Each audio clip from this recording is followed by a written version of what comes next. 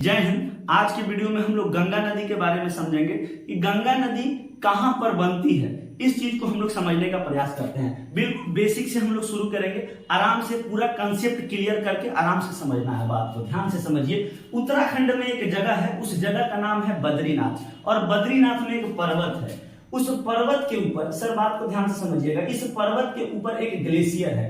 Glacier जो है ये बर्फ का एक बहुत बड़ा पहाड़ होता है, बहुत बड़े एरिया में यहाँ पर बर्फ जमे होते हैं। अब ये अलग टॉपिक है कि वहां पर हिमानी का निर्माण कैसे होता है। फिलहाल इतना जानिए कि हिमानी जो होती है वो नदियों का स्रोत होती है। वो जब पिघलती हैं तो वहां से नदियां आगे बढ़ती हैं, वहीं से पिघल कर नदियां निकलती हैं। तो बद्रीनाथ में एक पर्वत है, और पर्वत के ऊपर एक हिमानी है, और उस हिमानी का नाम है सतोपंथ हिमानी। हिमानी को इंग्लिश में ग्लेशियर कहते हैं, तो इसका नाम है सतोपंथ ग्लेशियर।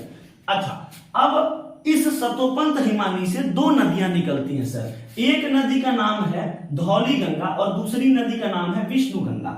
ये वाली नदी का नाम क्या है? धौली गंगा। इधर वाली नदी का नाम हम लिख दिया यहां पर धौली गंगा, और ये वाली जो नदी आप देख रहे हैं सर, इस वाली नदी का नाम है विष्णु गंगा। विष्णु गंगा।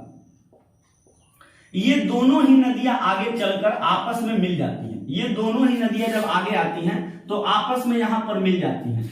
अब जहां पर दो नदियां आपस में मिलती हो या दो से अधिक नदियां आपस में मिलती हो तो उस स्थान को प्रयाग कहा जाता है। प्रयाग का अर्थ होता है मिलन स्थल।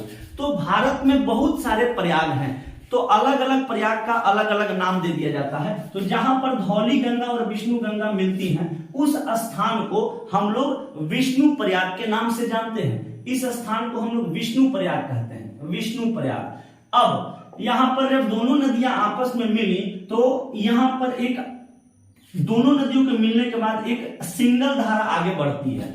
ये धौली गंगा और विष्णु गंगा दो धाराएं आपस में मिलती हैं और उसके बाद से सिंगल धारा आगे बढ़ती है। तो अब समस्या ये हो जाता है सर कि ये धौली गंगा और विष्णु गंगा के मिलने से दोनों नदी आगे, ये नदी जो है धौली गंगा और विष्णु गंगा के मिलने से आगे बढ़ी है, तो इस नदी का नाम क्या रहेगा? धौली गंगा रहेगा कि विष्णु गंगा रहेगा? तो भूगोल के नियम के अनुसार जहां दो नदियों का मिलन होता है उसके ठीक पहले उसकी गहराई नापी जाती है कि कौन सी नदी ज्यादा गहरी है, और जो नदी ज्यादा गहरी होती है उसी के नाम से आगे वाली नदी का नाम रखा जाता है, आगे जाने वाली नदी का नाम रखा जाता है। तो यही यहां पर आपको मिलन के ठीक पहले जब गहराई को नापा गया तो यहां दोनों नदियों की गहराई लगभग समान थी। तो यह असमंजस हो गया कि आगे वाली जो नदी जा रही है इसका नाम किस नाम से रखा जाए। तो एक नया नाम दिया गया इसको, जिसका नाम है अलकनंदा। इस नदी का नाम एक नया रखा गया, अलकनंदा।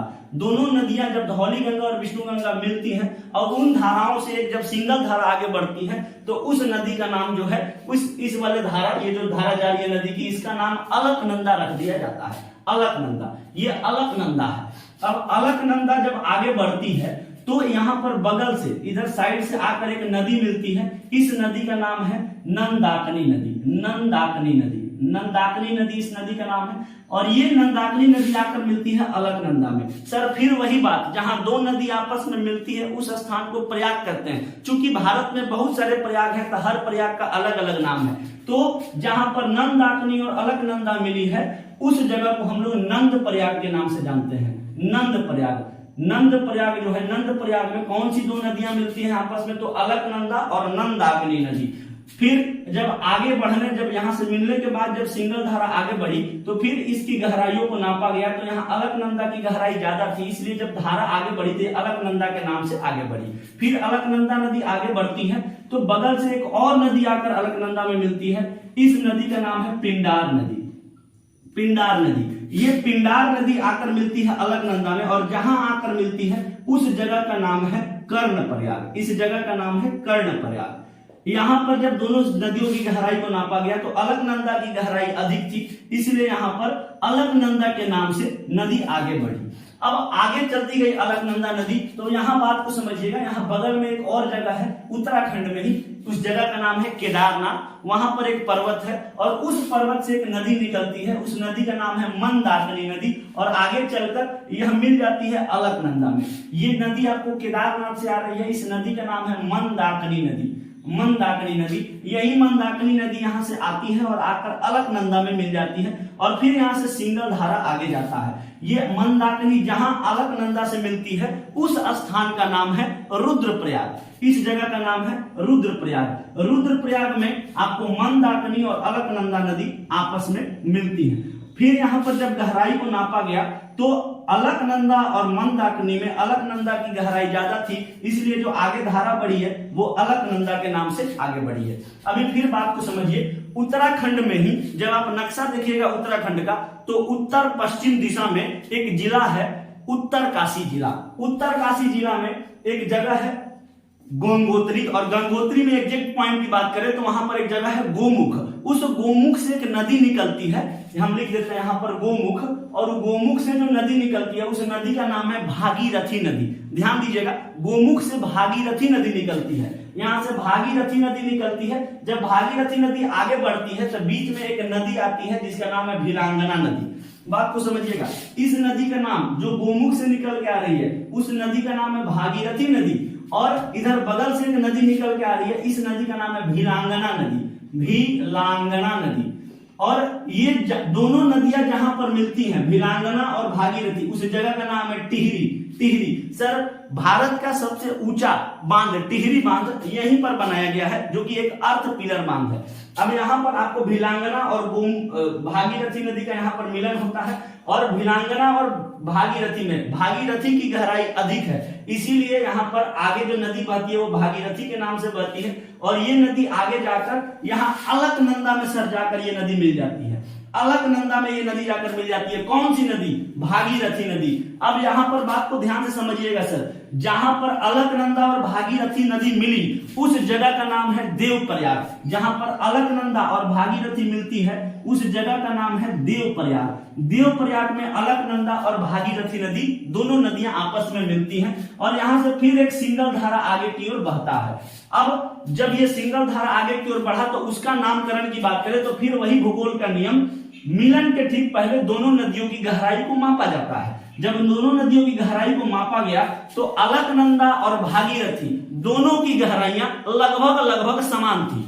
तो इस स्थिति में यह असमंजस हो गया कि अब आगे जाने वाली धारा का नाम क्या रखा जाए। तो जो जहां पर देवप्रयाग में अलकनंदा और भागीरथी नदी मिली और मिलने के बाद जो धारा आगे बहती है उस धारा का नाम रखा गया गंगा।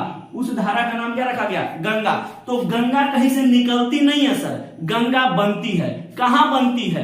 तो देवप्रयाग में बनती है। किन दो नदियों के मिलने से बनती है? तो ये भागीरथी और अलकनंदा, ये दोनों नदियां जब देवप्रयाग में मिलती हैं तो चूंकि उनकी गहराई मिलन के पहले लगभग समान है, तो भूगोल के नियम के अनुसार मिलने के बाद जो धारा आगे बढ़ा उसका नया नाम निकाला जाता है और उसी का नाम रख दिया है गंगा।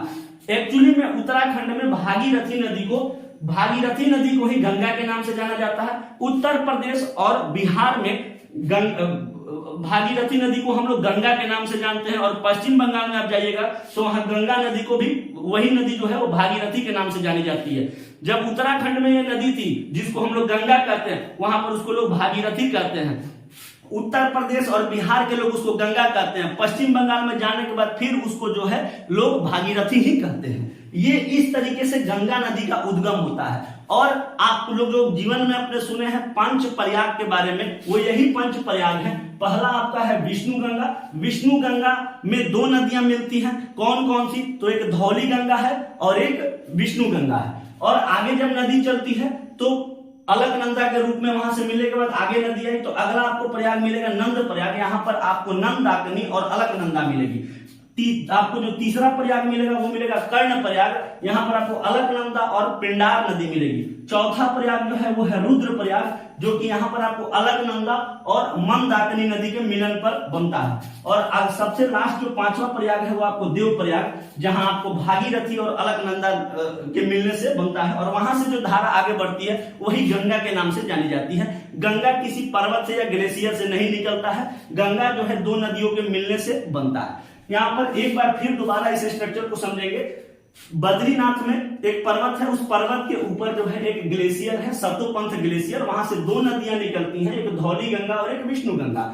धौली गंगा और विष्णु गंगा जिस स्थान पर मिलती हैं उस स्थान को विष्णु प्रयाग के नाम से जाना जाता है। ये दोनों नदियों के मिलने के बाद जो नदी आगे जाती है उसका नाम अलकनंदा है। अलकनंदा जब आगे जाती है तो एक नदी आकर मिलती है जिसका नाम है नंदाकिनी नदी। नंदाकिनी नदी अलकनंदा में जहां पर मिलती है उस नदी का नाम है नंद प्रयाग।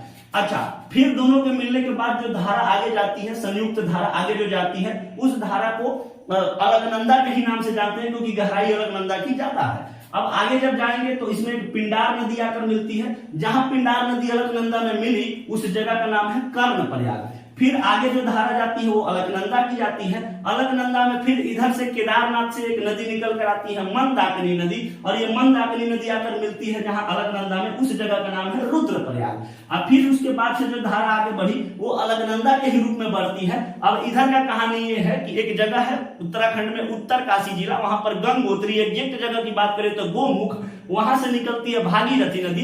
भागीरथी नदी टिहरी होते हुए आती है। टिहरी में एक नदी उससे आकर मिलती है जिसका भिलांगना नदी नाम है। वहीं पर एक बांध बनाया गया है, भारत का सबसे ऊंचा बांध टिहरी बांध बनाया गया है। इसके पीछे एक झील है टिहरी झील है, और भागीरथी नदी के सपोर्ट में भी एक बांध बनाया गया जिसका नाम है कोटेश्वर बांध। दोनों ही भागीरथी नदी पर ही स्थित है। इसके बाद आपको जो यहाँ से नदी आ रही है ये भागीरथी के नाम से ही आती है क्योंकि भिलांगना और भागीरथी में गहराई भागीरथी का ज्यादा है। तो यहाँ पर आपको भागीरथी नदी आई और भागीरथी नदी आकर मिलती है अलकनंदा में, और अलकनंदा में जिस स्थान पर मिलती है भागीरथी नदी उस जगह का नाम है देवप्रयाग। और देवप्रयाग में जब दोनों नदियां आपस में मिली तो उस समय मिलन के ठीक पहले भागीरथी और अलकनंदा ये दोनों की गहराई लगभग समान हो जाती है। तो इसके आगे जो इनकी संयुक्त धारा जाती है उसी नदी का नाम जो है ये गंगा नदी के नाम पर रख दिया गया है। वही अलकनंदा और आपको भागीरथी के मिलने के बाद जो नदी आगे बढ़ती है उसी को हम लोग गंगा नदी कहते हैं। उम्मीद करते हैं आपको गंगा नदी का पूरा स्ट्रक्चर दिमाग में बैठ गया होगा कि गंगा नदी कहां से बनती है। सर, गंगा नदी देवप्रयाग में बनती है। और इसके बाद आपको अगला स्थान मिलेगा आपको ऋषिकेश के बाद आपको मिल जाएगा हरिद्वार। ऋषिकेश, उसके बाद ऋषिकेश के बाद हरिद्वार मिलेगा। हरिद्वार में ही गंगा नदी मैदानी क्षेत्र में जो है इंटर करती है। मैदानी क्वेश्चन में पूछता है गंगा नदी कहां पर मैदानी क्षेत्र में इंटर करेगी, प्रवेश करेगी, तो वो हरिद्वार होता है। हरिद्वार में सर गंगा नदी बहुत साफ है। वहां पर आप ऐसे सिक्का भी डालिएगा तो ऐसे ऊपर से दिख जाता है। बैक्टीरियोफेज नाम का इसमें जो है पाया जाता है गंगा नदी में, जो कि गंगा नदी को हमेशा साफ रखता है। फिलहाल गंगा नदी आगे जो आकर कानपुर के साइड में जब आती है गंगा नदी तो वहां पर बहुत ज्यादा प्रदूषण हो जाता है, बहुत ज्यादा कारखाने इधर हो गए हैं जिसकी वजह से। उम्मीद करते हैं आपको ये गंगा नदी का पूरा स्ट्रक्चर समझ में आया होगा कि गंगा नदी का निर्माण कैसे होता है, गंगा नदी बनती कहां से है। क्वेश्चन भी पूछा गया था सर बीपीएससी में कि गंगा नदी का निर्माण कहां होता है, किस स्थान पर होता है, तो उसका आंसर देवप्रयाग था। चलिए वीडियो को यही स्टॉप करते हैं। ऐसा ही वीडियो आपको मिलता रहेगा। उम्मीद करते हैं आपको अच्छा लगा होगा। अगर अच्छा लगा है तो वीडियो को लाइक करिए, चैनल को सब्सक्राइब करिए। जय हिंद, जय भारत।